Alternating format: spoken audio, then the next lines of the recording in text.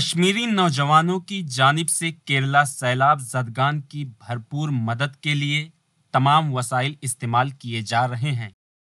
E T V نمائندے کے مطابق وادی کے تقریباً 25 رضاکاروں نے کیرلا کے سیلاب متاثرین کے لیے عطیات جمع کیے۔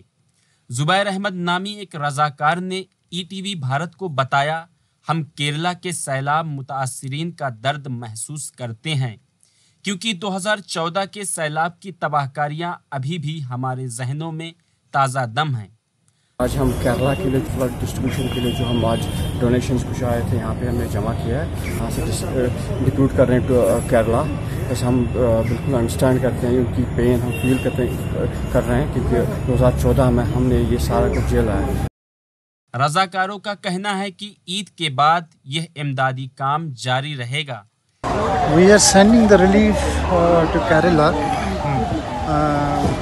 Those items like salt we are sending, the biscuits we are sending, flour we are sending, water, those which are necessary as we have the experience of a floods in 2014 which was a trauma for the Kashmir as well. اور انہوں نے لوگوں سے appeal کی کہ وہ کیرلا کے سیلاب متاثرین کے لیے اپنا بھرپور تعاون پیش کریں۔